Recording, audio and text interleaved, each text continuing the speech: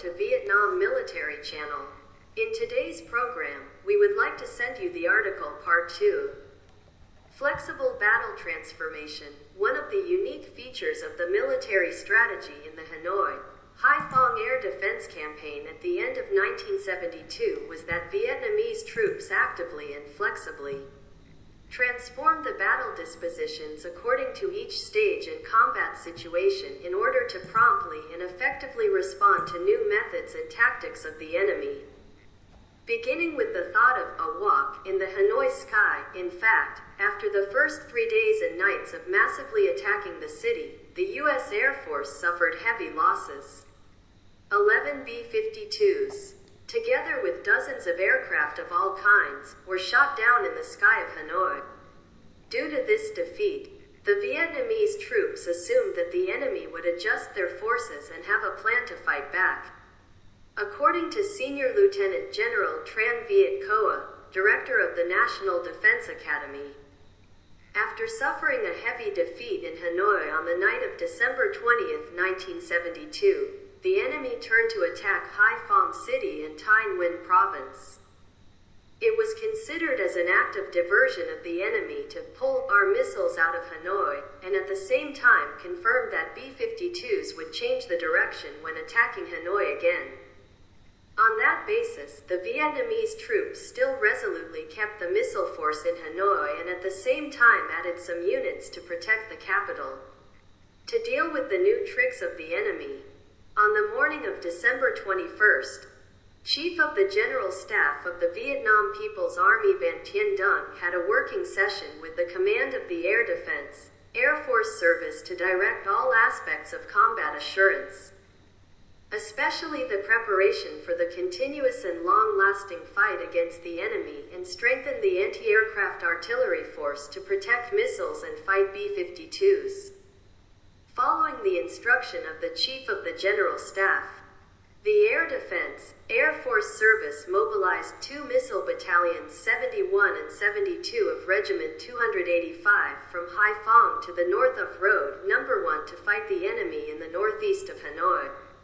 At the same time, the Air Defense, Air Force Service mobilized Anti-Aircraft Artillery Regiment 262 from Thanh Hoa and Anti-Aircraft Artillery Regiment 223 from Nam Dinh to protect the missile force in the south of Hanoi. On December 21st, there were 9 missile battalions in Hanoi. The missile troops were now ready to fight the enemy in all directions. The adjustment optimally transformed the air defense posture in Hanoi to be ready to fight the enemy. Missile units were camouflaged during daytime and focused on fighting B-52s during nighttime.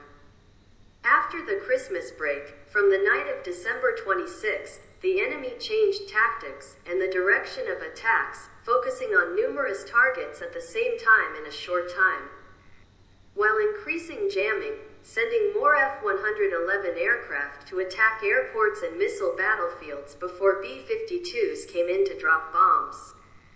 Hundreds of sorties of B-52s together with tactical aircraft attacked Hanoi, Haiphong and Dien Bien at the same time.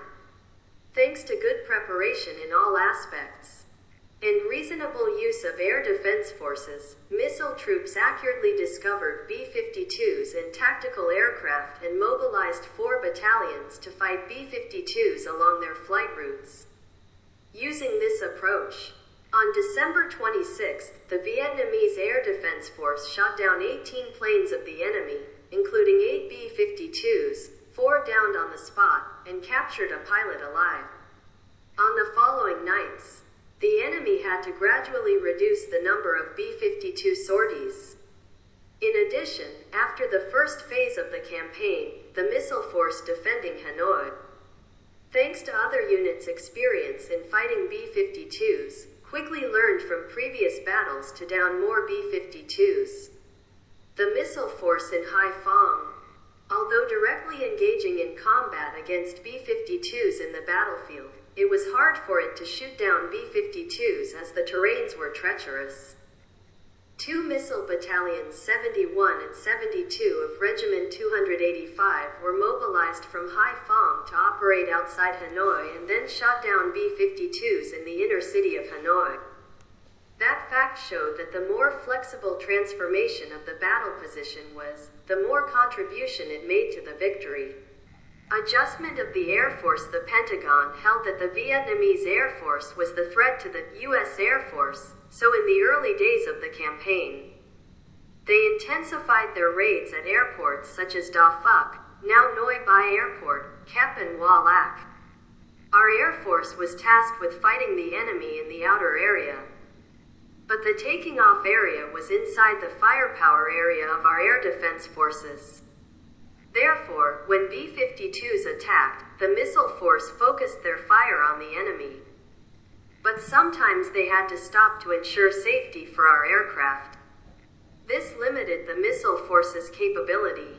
On the other hand, that Vietnamese aircraft took off from the center of the battlefield was a tactical disadvantage because it was difficult to take the enemy aback and to ensure accurate navigation. Taking advantage of the Christmas holidays of the enemy, on December 25th, the Air Defense, Air Force Service held a meeting to ensure collaboration between air and radar troops. At the meeting, the command of the Air Defense, Air Force Service ordered affiliated units to bring aircraft to airports in the outer areas such as Dien Bien Province, and Cam Tui. Those on Thanh Hoa Province, while ensuring secrecy when taking off and approaching B-52s. In addition, a radar unit was mobilized from Hanoi to Thanh Hoa Province while several radar and signal troops to another radar unit in Moc Chau, Son La Province, contributing to forming a radar system for navigation in the inner and outer areas to support each other. With the allocation of radar stations on both sides of B-52's routes, the jamming was also less in the outer area and there were also fewer enemy's aircraft to intercept the MiG-21. For our pilots, they were able to actively choose appropriate altitudes, velocities, and maneuvering methods to avoid the enemy's interceptors in order to approach the target as fast as possible. As a combat pilot who made excellent achievements in the Hanoi, Haiphong Air Defense Campaign at the end of 1972, Lieutenant General and hero of the People's Armed Forces Pham Tuan said that after the first attacking phase of the enemy, the timely direction and flexibility of the air defense, Air Force Service helped the Air Force gain the victory. The actual situation of the second phase of the campaign showed that the secret transport of MiG-21s to the airports in the outer areas created conditions for the Air Force to shoot down two B-52s on the nights of December 27th and 28th, creating a new advantage for our force, he added. Senior Lieutenant General Tran Viet Coa said that the formation of the air defense posture depends a lot on the terrain factors and the system of prepared battlefields and airfields. If the system of battlefields and airfields has not been well prepared, the disposition of the campaign would be rigid and difficult to transform. Therefore, right in peacetime, the country's strategic air defense posture must be built in important areas to be ready to organize large-scale attacks, counterattacks, or launch air defense campaigns as required on the basis of combining economic with defense activities. Our program for today ends here. Thank you for watching. Please subscribe and share the Vietnamese Army channel to support us. Goodbye and see you again.